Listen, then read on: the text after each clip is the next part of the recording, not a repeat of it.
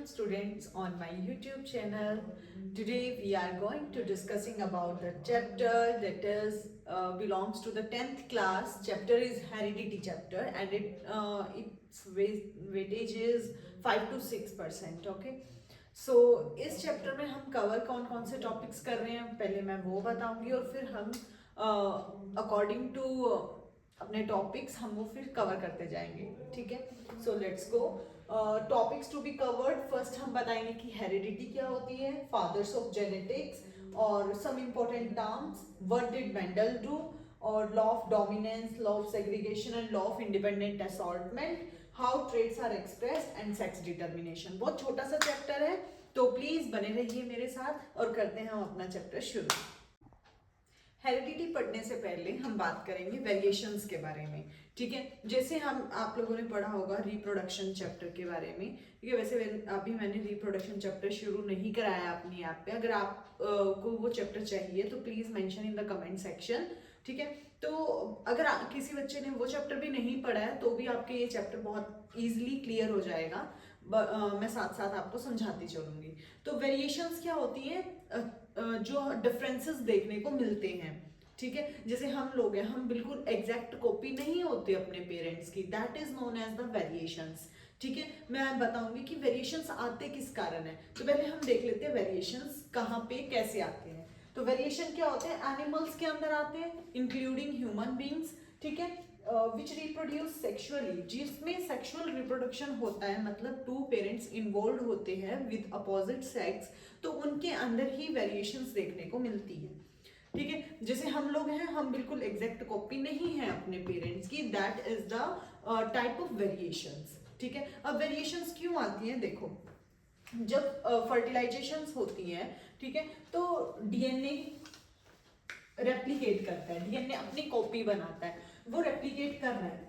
ठीक है, पर डीएनए रेप्लिकेट करता करता क्या करता है, सेम जैसे कॉपी अपनी बना रहा है, डीएनए से डीएनए बन रहा है. ठीक है, पर इसके अंदर कुछ एरर्स आ जाते हैं. जब डीएनए रेप्लिकेट करता है तब इसके पास क्या आते हैं, कुछ एरर्स आ जाते हैं. वही एरर्स क्या है, हमारे वेरिएशंस हैं. ठीक है, वेरिएशन का मतलब होता है चेंजेस आना. वेरिएशन के कारण ही चेंजेस आते हैं और ये सिर्फ सेक्सुअल रिप्रोडक्शन में देखने को मिलता है. असेक्सुअल रिप्रोडक्शन के अंदर वेरिएशंस नहीं आते हैं. ठीक है, तो असेक्सुअल रिप्रोडक्शन के अंदर वेरिएशन नहीं आएंगे तो यहाँ पे किसकी फॉर्मेशन होती है, क्लोन की. मींस जो ऑर्गेनिजम्स होते हैं वो बिल्कुल एग्जैक्ट कॉपी होते हैं अपने पेरेंट्स की. ठीक है, तो वेरिएशन आना बहुत जरूरी होता है. वेरिएशन से ही इवोल्यूशन होता है और हम डेवलप कर सकते हैं.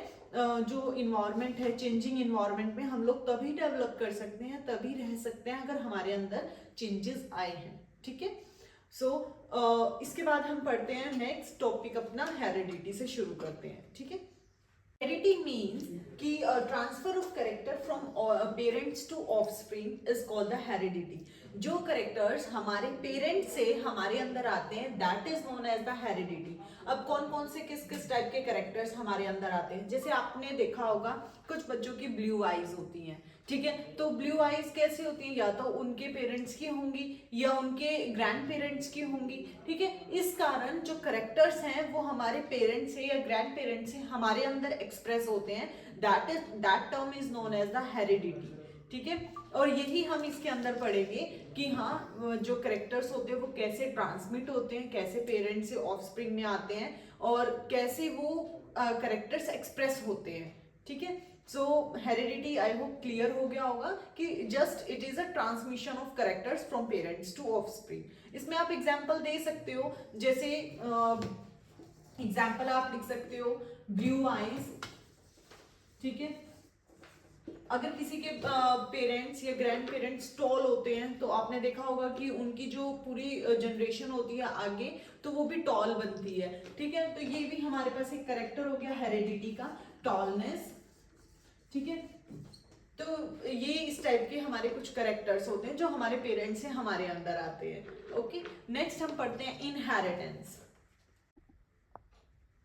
तो अभी हमने हेरिडिटी किया कि transmission of character from parents to offspring, that is known as the heredity. अब हम करते हैं इनहेरिटेंस. इनहेरिटेंस एक टाइप की प्रोसेस हो जाती है जिसके थ्रू कैरेक्टर्स पास होते हैं. ठीक है, तो ये क्या होती है, it is a process through which characters passes from one generation to the another. ये एक टाइप की प्रोसेस है जिसके थ्रू हम ये बताते हैं कि कैसे जो ट्रांसमिशन है करेक्टर का एक जनरेशन से दूसरी जनरेशन में ट्रांसमिट कैसे हो रहे हैं करेक्टर्स, ये एक प्रोसेस होती है। ठीक है, so it is a inheritance. अब हम बात करते हैं आगे ट्रेड्स की। ठीक है, ट्रेड्स क्या होते हैं। अब यहां से क्वेश्चन आता है जो ट्रेड्स हैं वो क्या होते हैं और कितने टाइप्स के होते हैं। ठीक है, दैट इज इंपॉर्टेंट कंसेप्ट, तो ध्यान रखना। अब हम शुरू कर रहे हैं ट्रेड्स। ठीक है, ट्रेड्स जो हम बोलते हैं ना कि करेक्टर ट्रांसमिट हो रहे हैं, जो करेक्टर है वही हमारा क्या है, ट्रेड है, हम उसको बायोलॉजिकली ट्रेड बोल देते हैं। ठीक है, तो देखो क्या होता है, traits are the characteristic feature of an organism. किसी भी ऑर्गेनिज्म की करेक्टरिस्टिक फीचर है कि ये प्रेजेंट होते हैं हमारे फिजिकल फॉर्म में, but that is visible in the physiological aspect of an organism, मतलब फिजिकली ये एक्सप्रेस होते हैं। ठीक है, कैसे, अब हम चेक करते हैं। अब हमारे पास जो ट्रेट होते हैं ना उसके दो टाइप होते हैं, एक्वायर्ड ट्रेट और इनहेरिटेड ट्रेट। एक्वायर्ड ट्रेट होते हैं जो हम अपनी पूरी लाइफ टाइम में जो एक्वायर करते हैं। ठीक है, जैसे हमने एक्वायर की अपनी खुद की हैंडराइटिंग, हमारे पेरेंट्स की हैंडराइटिंग और हमारी हैंडराइटिंग में फर्क होता है। ठीक है, तो वो हमारी जो हैंडराइटिंग है वो हमने खुद से एक्वायर की है, that is known as the acquired trait, जो हमने अपनी पूरी लाइफ टाइम में एक्वायर किया है।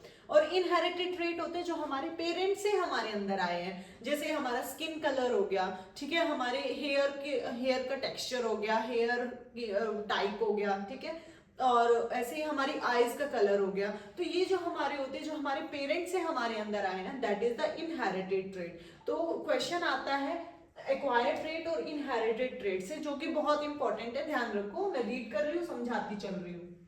सबसे पहले आता है acquired traits, those traits that are developed by the individual during his lifetime, जो हम अपनी लाइफ टाइम की पूरी लाइफ टाइम जर्नी में जो एक्वायर करते हैं, that traits are known as the acquired traits.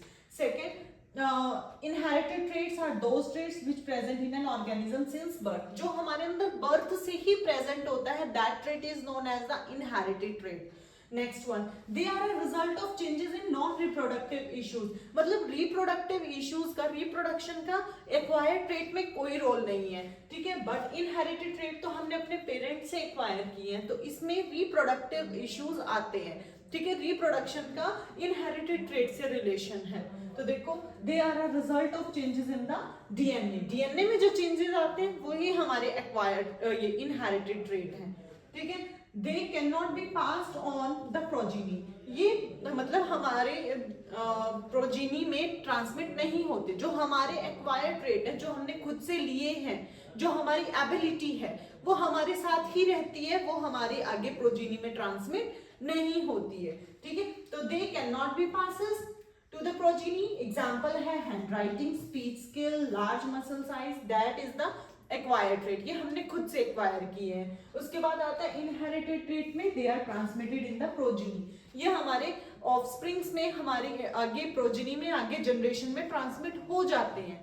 जैसे for example colour of the eye, skin colour, curly hair अगर किसी के हैं तो उनके आगे जो जनरेशन है उसमें भी ये ट्रेट देखने को मिल सकता है। ठीक है, तो क्वेश्चन एक्वायर्ड ट्रेट और इनहेरिटेड ट्रेट से बनता है, तो ये इंपॉर्टेंट रहेगा। ठीक है, आगे हम करते हैं जीन्स। अभी हम बात कर रहे थे कि करेक्टर्स ट्रांसमिट होते हैं, कैसे होते हैं। ठीक है, क्या चीज है जो करेक्टर्स को पेरेंट से ऑफस्प्रिंग में लेके जाती है, उसी यूनिट को बोलते हैं हम जीन। ठीक है, तो वो जीन जो आप पहनते हो वो वाली जीन नहीं है, ये वो जीन है जो करेक्टर्स को ट्रांसमिट कर रहे हैं। ठीक है, चलो देखते हैं जीन के बारे में, क्या होता है जीन। तो देखो, जीन्स आर द यूनिट, ये एक यूनिट है हेरिडिटी की, जो क्या करती है, करेक्टर्स को ट्रांसमिट करती है पेरेंट से ऑफस्प्रिंग में ड्यूरिंग द रिप्रोडक्शन। ठीक है, अब क्या होता है, अगर आप ये साइकिल पूरी समझ लोगे तो आपको प्रॉपर समझ आ जाएगा कि जीन्स हैं क्या। देखो, सेल हम सबने पढ़ रखे हैं, हमने 8th क्लास में, 9th क्लास में सेल को अच्छे से पढ़ा हुआ है कि प्लांट सेल होता है, एनिमल सेल होता है। तो सेल के अंदर क्या होता है, डीएनए होता है। ठीक है, तो उससे पहले देखो, सेल में क्या प्रेजेंट है, न्यूक्लियस, न्यूक्लियस में क्या होता है, क्रोमोसोम्स, न्यूक्लियस के अंदर क्या होते हैं, क्रोमोसोम्स होते हैं, इन्हीं क्रोमोसोम्स में क्या होते हैं, डीएनए होता है। ठीक है, अब यही डीएनए जो होता है इसके अंदर होता है जीन, जीन क्या होता है? डीएनए का एक छोटा सा पार्ट है, ठीक है। तो डीएनए का छोटा सा पार्ट क्या रहेगा? जीन रहेगा, और यही जीन क्या करता है? कैरेक्टर्स को पेरेंट से ऑफस्प्रिंग में लेके जाता है, जिसके कारण हम हूबहू अपने पेरेंट्स जैसे नहीं होते, पर हमारे कुछ कैरेक्टर्स हमारे पेरेंट्स से मैच करते हैं, ठीक है। तो देखो पढ़ते हैं हम इसको। तो जीन्स क्या है? यूनिट ऑफ हेरिडिटी है, या आप बोल सकते हो it is a part of DNA, या फिर it is a segment of DNA which transmit the characteristics from parents to offspring due to differences in the genetic makeup। सब अलग अलग होते हैं, ठीक है। जेनेटिक मेकअप मतलब सबके जीन्स अलग अलग टाइप के होते हैं, ठीक है।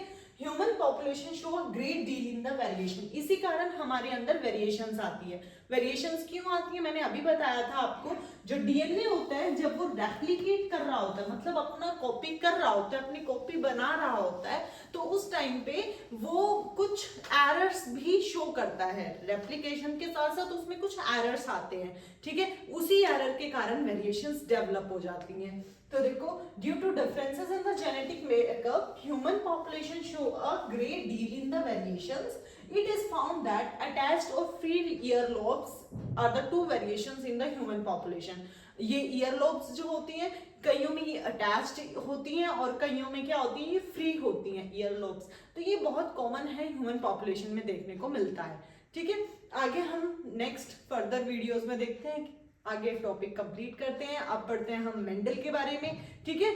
तो लेट्स गेट स्टार्टेड। अब हमारे पास आते हैं जेनेटिक्स के फादर ऑफ जेनेटिक्स किसको कहते हैं? ये क्वेश्चन आ सकता है 1 मार्क में। तो फादर ऑफ जेनेटिक्स कौन है? जीजे मेंडल, मतलब जॉर्ज जॉन मेंडल, ठीक है। इन्होंने 7 इयर्स तक ये एक वो भिक्षु बन के रहे थे, ठीक है, मॉन्क बन के रहे थे, और 7 इयर्स तक इन्होंने प्रॉपर पी प्लांट के ऊपर स्टडी किया कि कैसे कैरेक्टर्स ट्रांसमिट होते हैं, कैसे अलग अलग टाइप से इंडिविजुअल्स की क्रॉसिंग करा के हम कैसे कैरेक्टर्स को एक्सप्रेस करा सकते हैं।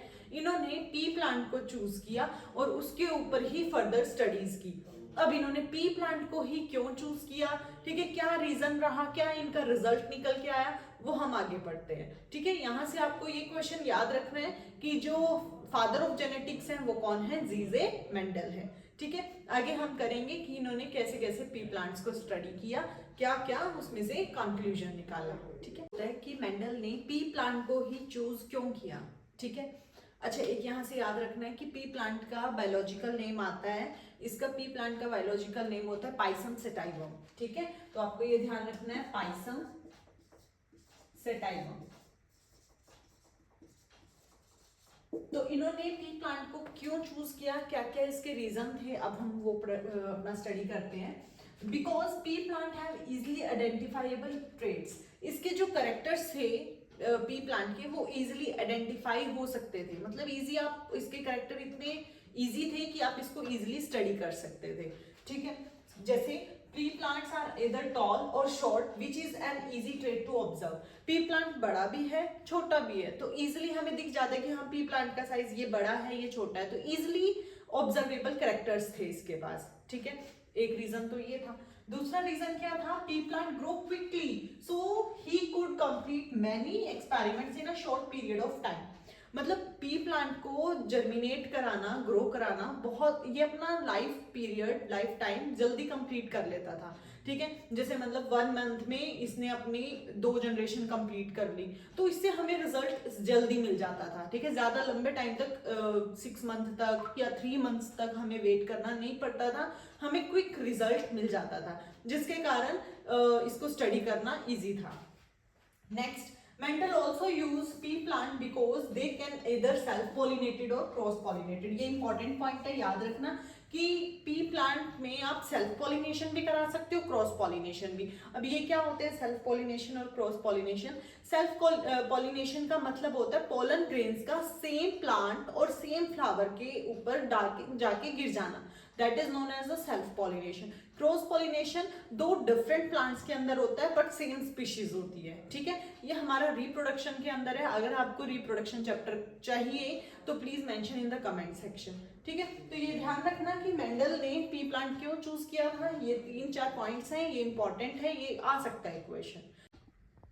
नेक्स्ट हम करते हैं कि मेंडल ने कौन कौन से कैरेक्टर्स को चूज किया था। मेंडल ने प्लांट के 7 कैरेक्टर्स को चूज किया था और उनके ऊपर स्टडी की थी, एक्सपेरिमेंट्स किए थे। तो वो कौन कौन से कैरेक्टर्स हैं ये ध्यान रखना, इनसे भी कई बार क्वेश्चन आ जाता है। अच्छा, 2 वर्ड होते हैं, एक होता है डोमिनेंट, एक होता है रिसेसिव। डोमिनेंट वो होता है जो अपने कैरेक्टर्स को एक्सप्रेस कर देता है, ठीक है, और रिसेसिव के कैरेक्टर्स डोमिनेंट के आगे बेचारे के छिप जाते हैं, ठीक है। जिसके कैरेक्टर्स छिप जाते हैं वो होता है रिसेसिव, और डोमिनेंट होता है जिसके कैरेक्टर्स दिख जाते हैं, ठीक है। तो अब हम देखते हैं कौन कौन से कैरेक्टर थे। टोटल 7 कैरेक्टर्स इन्होंने चूज किए थे।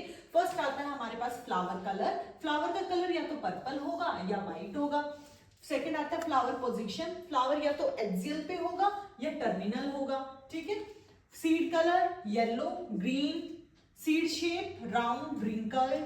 पोर शेप इन्फ्लेटेड या constrict. Pod colour green, yellow.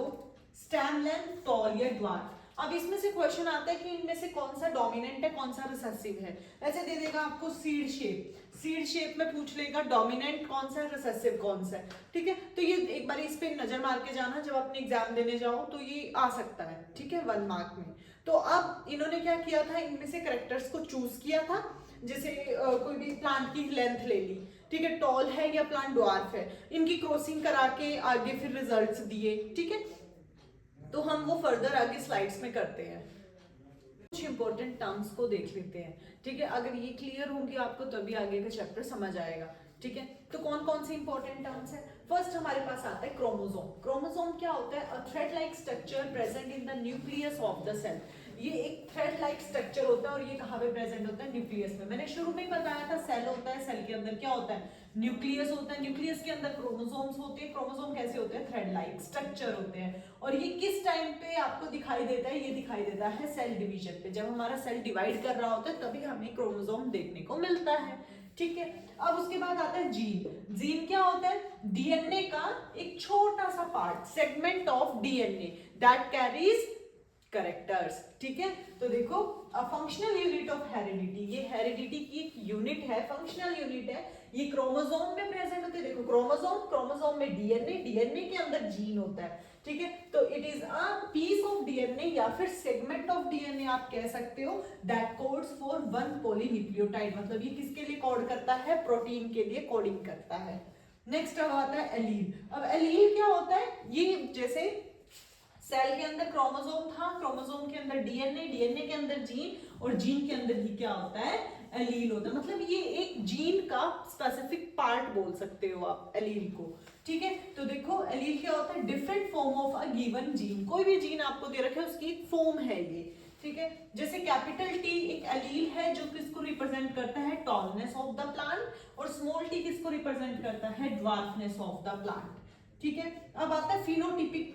Phenotype क्या होता है, याद रखना, पी से फिनोटाइप और पी से ही होता है फिजिकल अपीयरेंस, ठीक है। आप ये देख के बता सको कि आपका प्लांट टॉल है या ड्वार्फ है, सीड राउंड है या रिंकल्ड है। इस टाइप की जो कैरेक्टर्स आप बताते हो वो किसकी हेल्प से बताते हो, फिनोटाइप की हेल्प से, ठीक है। तो देखो phenotype it refers to the observable physical appearance. मतलब आप देख के ऑब्जर्व करके ये बता सको कि कैसी फिजिकल अपीयरेंस होगी प्लांट की, तो उसको हम बोलते हैं फिनोटाइप। जैसे टॉल या ड्वार्फ प्लांट होगा, राउंड सीड होंगे या रिंकल्ड सीड होंगे, ठीक है, that is known as the phenotype. अब आते हैं जीनोटाइप। जीनोटाइप में आता है जीन्स के बारे में, जेनेटिक कोड के बारे में। मतलब आप जीन्स को देख के ये बताओगे कि आपका प्लांट कैसा होगा, ठीक है। तो देखो ये जीन्स हैं, कैपिटल टी, ये जीनोटाइप है, ठीक है, जो किसके लिए रिस्पॉन्सिबल है, टॉलनेस के लिए। कैपिटल टी स्मॉल टी, ये भी हमें क्या बताता है, प्लांट टॉल है, और स्मॉल टी हमें क्या बताता है, ड्वार्फ। अभी आपको ये समझ नहीं आ रहा होगा कैपिटल टी स्मॉल टी कहाँ से आया, कैसे आया, ये हम आगे जब अपना मोनोहाइब्रिड क्रॉस करेंगे तो उसमें आपको क्लियर हो जाएगा, ठीक है। अब आगे कुछ और मोर इंपॉर्टेंट टर्म्स रहती हैं, उनके बारे में डिस्कस करते हैं। नेक्स्ट टर्म हमारे पास आती है होमोजाइगस, ठीक है। तो होमोजाइगस क्या होता है, इसमें सेम टाइप के एलील्स आते हैं, ठीक है। किसी फिनोटाइप में जब सेम टाइप के एलील्स प्रेजेंट होते हैं तो हम उसको बोलते हैं होमोजाइगस, ठीक है। जैसे कैपिटल टी है, ये होमोजाइगस टॉल है, ठीक है, सेम टाइप के एलील्स प्रेजेंट होते हैं। हेटेरोजाइगस में क्या हो जाता है, डिफरेंट टाइप के एलील्स होते हैं, जैसे कैपिटल टी स्मॉल टी हो गया, तो ये हेटेरोजाइगस है। या फिर आप लगा लो कैपिटल बी स्मॉल बी हो गया, that is the heterozygous condition. ठीक है, अगर हमारे पास होमोजाइगस में हम ले तो स्मॉल टी भी होमोजाइगस ही होगा। ठीक है, मतलब एलील सेम होने चाहिए। उसके बाद हमारे पास आता है F1 जनरेशन। F1 जनरेशन क्या होती है, जो क्रॉस फर्टिलाइजेशन से बनती है generation, that is the F1 generation. ठीक है, जैसे पेरेंट्स की क्रॉसिंग हुई, ठीक है, तो जो जनरेशन डेवलप होगी that is known as the F1 generation. फिर हम क्या करते हैं, F1 जनरेशन की दोबारा उसी के साथ F1 जनरेशन के साथ ही क्रॉसिंग कर देते हैं, तो बनती है हमारे पास F2 जनरेशन, सेकेंड फाइलियल जनरेशन। ठीक है, तो देखो F1 generation produced as a result of cross fertilization और F2 generation produced as a result of selfing और self fertilization of the F1 generation। मतलब F1 generation की दोबारा से F1 generation के साथ जब क्रॉसिंग करा देते हैं तब हमारे पास F2 सेकेंड फाइलियल जनरेशन की प्रिपरेशन होती है। उसके बाद आता है हमारे पास हैप्लॉइड सेल्स और डिप्लॉइड सेल्स। हैप्लॉइड सेल्स होते हैं सिंगल सेट ऑफ क्रोमोसोम, जिसमें सिर्फ एक ही सेट है क्रोमोसोम का, सिंगल है। ठीक है, और डिप्लॉइड में क्या होंगे, 2 सेट होंगे क्रोमोसोम के। मतलब सिंपल आपको याद रखना है यहाँ से, जिसमें n खाली n है, that is the single set of chromosome, that is haploid. और डिप्लॉइड क्या होता है, जिसमें 2n लिखा हुआ है, मतलब 2 सेट ऑफ क्रोमोसोम्स प्रेजेंट हैं। अब याद रखना, ये भी एक नोट है आपके पास, जितने भी ह्यूमन के सेल्स होते हैं ना, ह्यूमन बॉडी में जितने भी सेल्स है वो सारे डिप्लॉइड होते हैं। किसको छोड़ के, स्पर्म सेल और ओवम सेल को छोड़ के। ठीक है, ये हमारे हैप्लॉइड होते हैं, बाकी सारे सेल्स ह्यूमंस के अंदर डिप्लॉइड होते हैं। ये कुछ इंपॉर्टेंट टर्म्स थी, आपको आगे जो हम फर्दर आगे करेंगे अपने टॉपिक्स, ठीक है, मोनोहाइब्रिड डाइहाइब्रिड क्रॉस, तो उसमें समझने में आपको इजी रहेगा, इसीलिए मैंने कुछ टर्म्स आपको पहले करा दी। So next is what did Mendel do. Mendel ने क्या किया अपने एक्सपेरिमेंट्स में, अब हम वो चेक करते हैं। ठीक है, so Mendel used a number of contrasting visible characters of the garden pea. मैंने बताया था आपको कि मेंडल ने कितने कैरेक्टर्स चूज किए थे, 7 कैरेक्टर्स चूज किए थे। ठीक है, क्या क्या लिया था उन्होंने, round, wrinkle seed, tall, short plant, violet, white violet flowers and so on. ऐसे ऐसे 7 कैरेक्टर्स थे, pod shape, pod colour, seed shape, seed colour, ठीक है, प्लांट हाइट, ये सब कैरेक्टर्स उन्होंने चूज किए थे। He took pea plants with different characteristics। उन्होंने पी प्लांट को लिया और उनकी अलग अलग कैरेक्टरिस्टिक्स को लिया, जैसे एक टॉल प्लांट लिया और एक शॉर्ट प्लांट लिया, उनकी क्रॉसिंग करा दी, टॉल प्लांट की शॉर्ट प्लांट के साथ क्रॉसिंग करा दी। ठीक है, फिर उन जो भी प्रोजीनी डेवलप हुई उनकी दोबारा से जो क्रॉसिंग करके जो हमारे पास डेवलप हुआ, फिर उन्होंने उनके परसेंटेज को कैलकुलेट किया और पता किया कि कितने शॉर्ट प्लांट डेवलप हुए हैं और कितने ड्वार्फ प्लांट डेवलप हुए हैं। ठीक है, कितने टॉल बने और कितने ड्वार्फ बने हैं, उनकी क्रॉसिंग से उनको पता चला। तो आगे हम करेंगे मोनोहाइब्रिड और डाइहाइब्रिड क्रॉस। ठीक है, वही उन्होंने अपने करेक्टर मतलब इन्हीं के बेस पे उन्होंने आगे लॉज दिए, 3 लॉज उन्होंने एस्टैब्लिश किए थे। ठीक है, तो सबसे पहले हमारे पास आता है मोनोहाइब्रिड क्रॉस। मोनोहाइब्रिड क्रॉस में क्या रहता है, उन्होंने टॉल और ड्वार्फ प्लांट को लिया, मतलब एक ही कैरेक्टर लिया। ठीक है, अब हम करेंगे मोनोहाइब्रिड क्रॉस। मोनोहाइब्रिड क्रॉस में उन्होंने क्या किया था, एक ही कैरेक्टर को चूज किया। ठीक है, उन्होंने क्या लिया, मोनो मतलब सिंगल। ठीक है, तो एक कैरेक्टर को लिया उन्होंने, जैसे प्लांट टॉल या प्लांट ड्वार्फ होगा। ठीक है, तो एक कैरेक्टर ले लिया। टॉल के लिए उन्होंने क्या लिखा, कैपिटल टी एलील लिए, और ड्वार्फ के लिए कौन से एलील लिए, स्मॉल टी। अब क्या होता है, इनमें से एक ही सिंगल एलील ही आता है, कैपिटल टी आया, ड्वार्फ 2 है, स्मॉल टी, तो इनमें से सिंगल एक ही आएगा। इसको बोलते हैं लॉ ऑफ सेग्रीगेशन। मतलब जब ये क्रॉसिंग होने वाली होती है ना, तो ये जो हमारे एलील्स होते हैं वो सेपरेट हो जाते हैं या सेग्रीगेट हो जाते हैं। ठीक है, तो आगे हम पढ़ेंगे लॉज इनके। ठीक है, इन्होंने क्रॉसिंग की तो यहाँ पे बना कैपिटल टी स्मॉल टी। तो अब हमें पता है कि जो कैपिटल टी होता है ना, ये डोमिनेंट है। ठीक है, ये अपने कैरेक्टर्स को एक्सप्रेस करेगा। अगर दोनों इकट्ठे होंगे ना, तो यहाँ पे कैपिटल टी के कैरेक्टर्स एक्सप्रेस होंगे, तो हमारे पास कौन सा प्लांट डेवलप होगा, टॉल प्लांट। ठीक है, टॉल प्लांट बनेगा। और ये जो क्रॉसिंग करने के बाद जो जनरेशन आई है, that is known as the first filial generation, मतलब F1 जनरेशन। फिर हम क्या करते हैं, F1 जनरेशन की क्रॉसिंग दोबारा F1 जनरेशन के साथ कर देते हैं। हम बनाते हैं पुनेट स्क्वायर। ये हम जैसे जीरो काटा खेलते हैं ना, ऐसे ही एक स्क्वायर बनाते हैं, इसको बोला जाता है पुनेट स्क्वायर। ठीक है, तो यहाँ पे याद रखना ये रिप्रेजेंट करता है मेल को और ये रिप्रेजेंट करता है फीमेल को। ठीक है, अब मैं यही सिंबल्स यूज करूंगी। यहाँ पे एक साइड में हम लिखते हैं मेल, दूसरी साइड में लिखते हैं फीमेल। मर्जी है, आप कहीं पे भी मेल और फीमेल लिख सकते हो, फिक्स नहीं होता ये। ठीक है, अब हमने यहाँ पे क्या लिया, मेल। अब ये वाला जो हमारे पास एक F1 जनरेशन ये है, इसी की क्रॉसिंग दोबारा किसके साथ करानी है, इसी के साथ करानी है। तो एक जो पेयर है वो रिप्रेजेंट करेगा मेल को और दूसरा पेयर रिप्रेजेंट करेगा फीमेल को। ठीक है, अब मेल यहाँ पे है तो मैं यहाँ पे लिखूंगी capital T small T. Female भी सेम ही है तो एक बॉक्स में लिख दो कैपिटल टी, दूसरे में लिख दो स्मॉल टी। अब करो इनकी क्रॉसिंग। देखो क्रॉसिंग कैसे करते हैं, कैपिटल टी की कैपिटल टी के साथ, तो यहाँ पे आएगा कैपिटल टी, फिर आते कैपिटल टी की स्मॉल टी के साथ, कैपिटल टी स्मॉल टी। फिर करो कैपिटल टी की स्मॉल टी के साथ, capital T small T, small T की स्मॉल टी के साथ, स्मॉल टी स्मॉल टी। ठीक है, अब हमें फाइंड आउट करना होता है फिनोटाइप और जीनोटाइप। मैंने पीछे बताया था आपको डेफिनेशंस में, फिनोटाइप होता है और जीनोटाइप होता है। अब फिनोटाइप होता है फिजिकल अपीयरेंस, मतलब आप देख के बता सको कि ये टॉल है और ये ड्वार्फ प्लांट है। ठीक है, तो देखो टॉल कितने हैं यहाँ पे, ये भी टॉल बनेगा, ये भी अपने कैरेक्टर को एक्सप्रेस करेगा तो ये भी टॉल होगा, ये भी टॉल होगा और ये क्या होगा, ड्वार्फ होगा। ठीक है, तो टॉल और ड्वार्फ कितने प्लांट बने हैं, यहाँ पे हमारे पास रेशियो कितनी आई है, 3:1। और जीनोटाइप क्या होता है, जीन्स कितने टाइप के हैं, जीन्स हमारे पास कितने हैं, कैपिटल टी है, कैपिटल टी स्मॉल टी है और स्मॉल टी है। तो कैपिटल टी कितना है, 1, capital T small T 2, small T 1। तो जीनोटिपिक रेशियो कितने आए, 1:2:1। इसी को ही बोलते हैं मोनो हाइब्रिड क्रॉस, मतलब एक सिंगल कैरेक्टर को चूज करना और उनका F1 जनरेशन से फिर वापस आगे F2 जनरेशन फाइंड आउट करना। अब उन्होंने रिजल्ट निकाल लिया, भाई यहाँ पे टॉल भी बन रही है, ड्वार्फ भी बन रही है, उनको कुछ क्लियर नहीं हुआ। फिर उन्होंने यहाँ पे इसके बाद 3 लॉज दिए। ठीक है, law of dominant, law of independent assortment और लॉ ऑफ सेग्रीगेशन। 3 लॉज हैं, वो आगे हम करते हैं। ठीक है, नेक्स्ट अब हम कर रहे हैं डाइहाइब्रिड क्रॉस। ठीक है, डाइहाइब्रिड क्रॉस में वी कंसीडर द 2 कैरेक्टर्स, हम 2 कैरेक्टर्स को चूज करते हैं।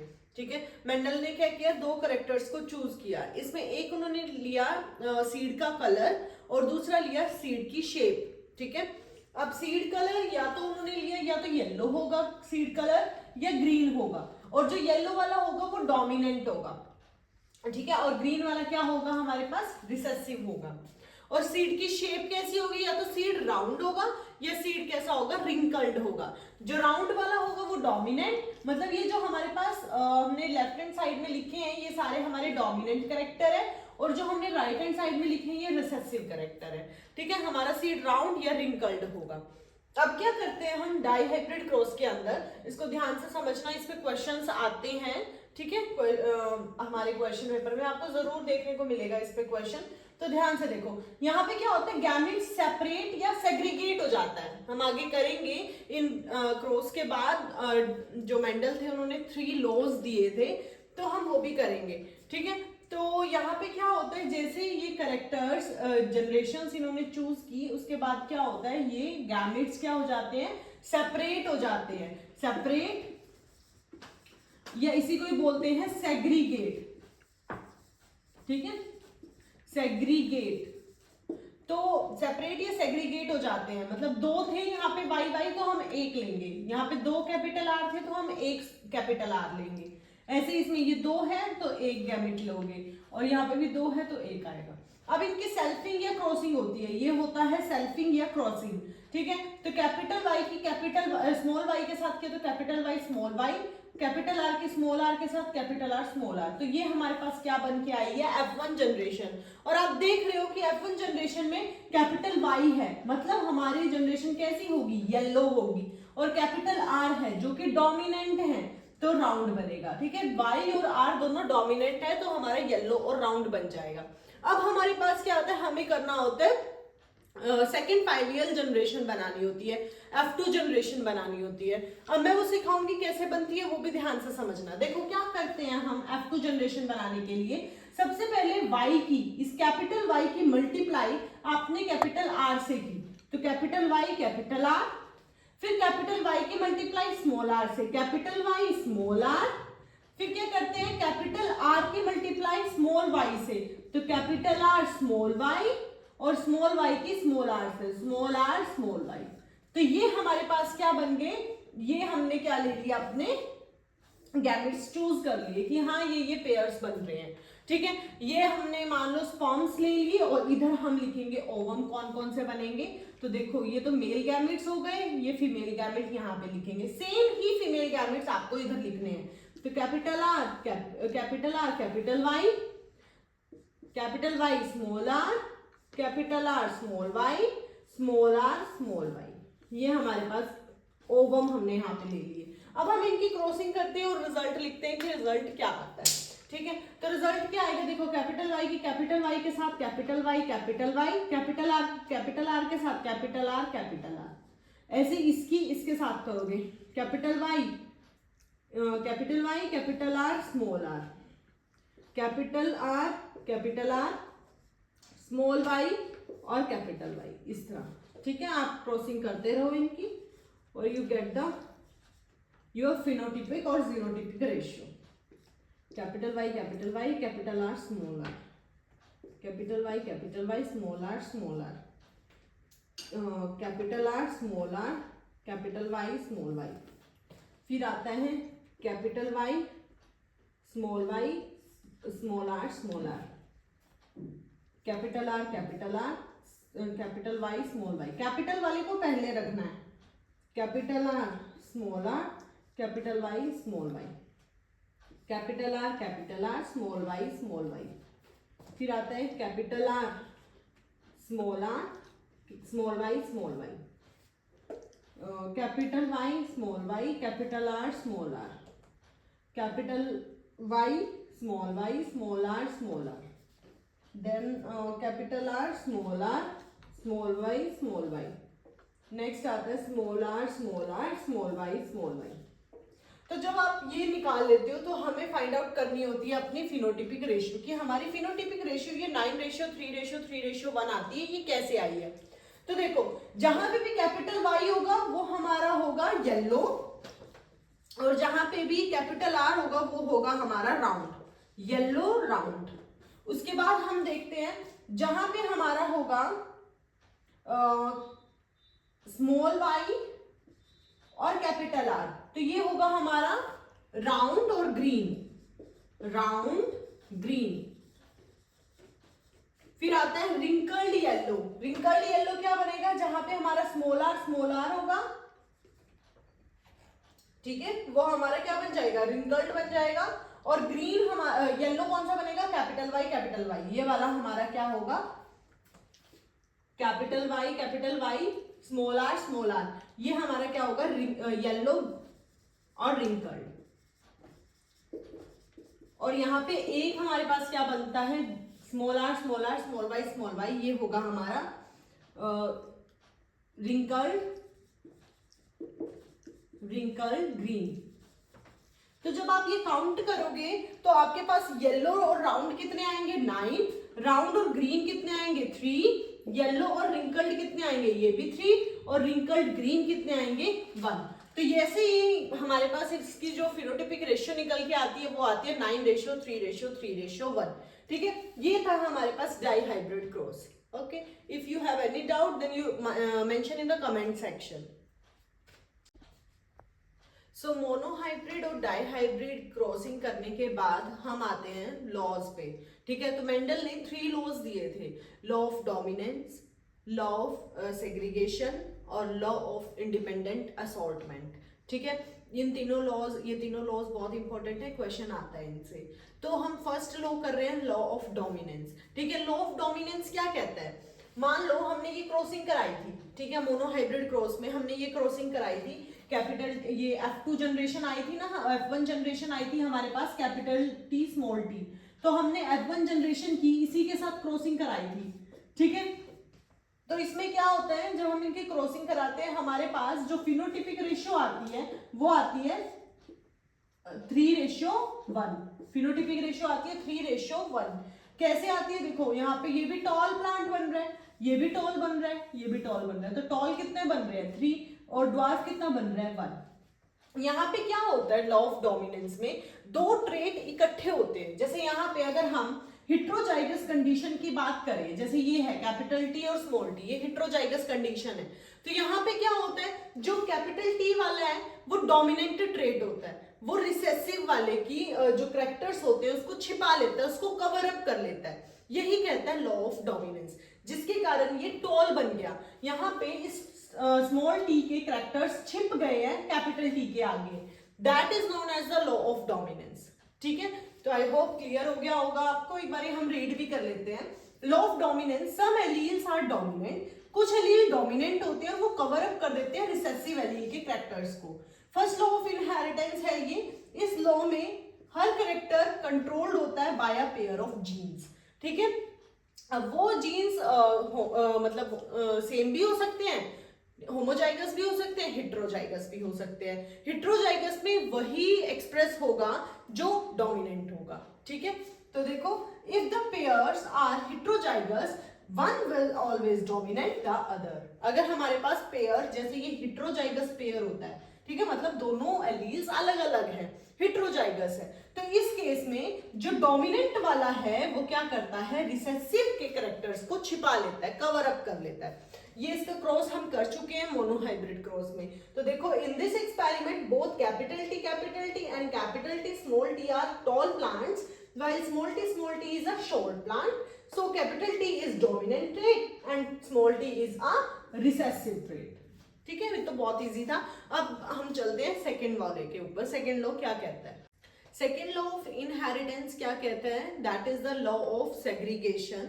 इसमें क्या होता है, देखो, जो पेरेंट्स गैमेट्स होते हैं, ठीक है, वो जब सेल्फिंग या क्रॉसिंग होती है उससे पहले वो क्या हो जाते हैं, सेपरेट या सेग्रीगेट हो जाते हैं।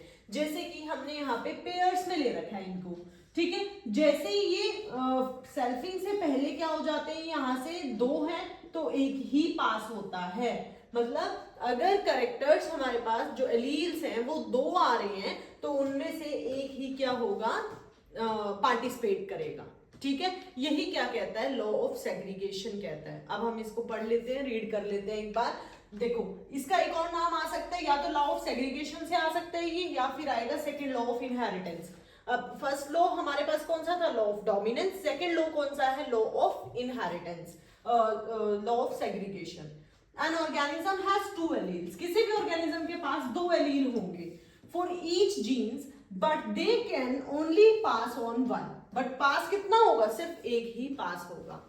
ठीक है, नेक्स्ट हमारे पास कौन सा है law of independent assortment, that is the third law of inheritance. Okay, so law of independent assortment, that is the third law of inheritance. It states that assortment of each pair of trait is independent of the other। मान लो हमारे पास दो alleles present हैं, ठीक है, जैसे capital T segregate होने के बाद, मान लो ये सेग्रीगेट हो गया, कैपिटल टी आया, ठीक है, और दूसरे वाले से भी हमारे पास स्मॉल टी है, मान लो ये सेग्रीगेट होके यहाँ पे स्मॉल टी आया। ठीक है, तो ये अपने कैरेक्टर को खुद से एक्सप्रेस करेगा, इसके पास खुद पावर है कि अपने कैरेक्टर्स को इंडिपेंडेंटली एक्सप्रेस करे। ऐसे ही इसके पास भी ऐसे ही पावर होती है कि अपने कैरेक्टर को इंडिपेंडेंटली एक्सप्रेस करे। ठीक है, तो देखो, in other words, during gamete formation, जब गैमेट्स की फॉर्मेशन होती है, one pair of trait segregates from another pair of trait. मतलब ये यहाँ से सेग्रीगेट हो गया, ये वाला इसमें से सेग्रीगेट हो गया। ठीक है, this gives each pair of characters a pair of chance of expression. मतलब यहाँ पे हर ट्रेट के पास अपने अपनी प्रॉपर्टी है कि वो खुद से एक्सप्रेस हो सके। ठीक है, that is known as the independent assortment.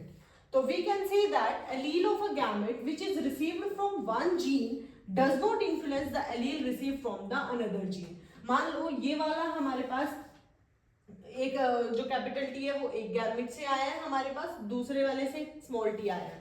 ठीक है, जब इनकी क्रॉसिंग होगी तो कैपिटल टी स्मॉल टी बनेगा। ये अपने कैरेक्टर्स को एक्सप्रेस कर रहा होगा, और ये दूसरे वाला अपने करेक्टर को एक्सप्रेस करेगा। ये एक दूसरे के करेक्टर्स में ऐसे क्रॉस एग्जामिनेशन नहीं करेंगे, बीच में ये अपने करेक्टर्स को एक्सप्रेस करेगा और ये अपने वाले को करेगा, ठीक है। दैट इज नोन एज, मतलब ये इंडिपेंडेंटली एक्सप्रेस करते हैं अपने आप को, ठीक है। That is known as the independent assortment. So last topic is sex determination, ठीक है। So sex, what do you mean by the sex determination, मतलब किसी हमारे पास कोई भी इंडिविजुअल है तो उसका जो सेक्स है वो डिटरमाइन करना, that is known as the sex determination. तो ये किसके बेस पे डिटरमाइन होता है, ये होता है जेनेटिक मेकअप के बेस पे, ठीक है। मतलब किस टाइप के क्रोमोसोम्स प्रेजेंट है, कौन कौन से क्रोमोसोम है, उस बिहाफ पे हमारे पास या तो बॉय होता है या गर्ल होता है, ठीक है। तो देखो, the process by which sex of an individual is decide or determined based on the genetic makeup, ठीक है। मतलब जीन्स, जेनेटिक मेकअप का मतलब होते हैं जीन्स किस टाइप के हैं, ठीक है। तो जो जीन्स होते हैं वही डिसाइड करते हैं कि जो बेबी होगा वो बॉय होगा या गर्ल होगी। तो देखो, हम सबसे पहले हम कर रहे हैं सेक्स डिटर्मिनेशन इन ह्यूमंस। हमारे सिलेबस में सेक्स डिटर्मिनेशन इन ह्यूमंस है। तो हमारे पास टोटल 23 पेयर्स होते हैं। क्रोमोसोम्स के कितने पेयर होते हैं? 23 पेयर्स। मतलब अगर पेयर्स में ना लो तो हम बोलते हैं 46 क्रोमोसोम्स हमारे पास होते हैं, जिसमें से 44 तो क्या होते हैं? ऑटोसोम्स। ऑटोसोम्स मतलब ये मेल और फीमेल में सेम होते हैं, सिमिलर होते हैं, ठीक है। और जो वन पेयर होता है ना, मतलब 2 क्रोमोसोम्स जो होते हैं वो होते हैं सेक्स क्रोमोसोम्स, ठीक है, जिनसे sex of the baby determine होता है। तो देखो, 22 pairs are the autosomes and 1 pair is the sex chromosome. Male के अंदर ये होते हैं XY और फीमेल के अंदर होते हैं ये XX, ठीक है। मेल के अंदर कौन से होंगे? XY होंगे और फीमेल के अंदर कौन से होंगे? ये XX होंगे। तो हमने क्रॉसिंग की, वही पुनेट स्क्वायर बनाया, एक साइड मेल के गैमेट्स लिख लिए, एक साइड फीमेल के गैमेट्स लिख लिए। तो क्रॉसिंग की तो हमारे पास क्या मिला हमें क्रॉस चेक करने के बाद, कि जो बॉयज बन रहे हैं, मतलब बेबी बॉयज बन रहे हैं, उनका रेशियो वो भी कितने बन रहे हैं? 2 बन रहे हैं। और बेबी गर्ल्स भी कितने बन रही है? 2। मतलब जब हम कट करेंगे इनको तो 1:1 आता है। मतलब हमारे पास बेबी बॉय बनने के और बेबी गर्ल्स बनने के जो चांसेस होते हैं वो 50-50% होते हैं, ठीक है। तो हम ये देख के डिटरमाइन नहीं कर सकते, देख के नहीं बता सकते कि क्या बॉय होगा या गर्ल होगा। वो कौन बताता है? जेनेटिक मेकअप, ठीक है। दूसरा जो एक क्वेश्चन आता है कि जो सेक्स होता है बच्चे का वो फादर डिसाइड करता है, नॉट बाय द मदर्स, और ये ब्लेम भी किया जाता है, ठीक है। अब तो नहीं, अब तो बहुत कम हो गया, बट ये ब्लेम किया जाता था पहले कि जो सेक्स होता है वो मदर के साथ जुड़ा होता है बच्चे का। नहीं, वो फादर डिटरमाइन करता है, क्योंकि फादर के क्रोमोसोम्स हैं XY chromosome. Okay, I hope आपको चैप्टर क्लियर हुआ होगा। अगर आपको कोई भी डाउट है then you mention in the comment section and please share, subscribe my channel. Thank you so much.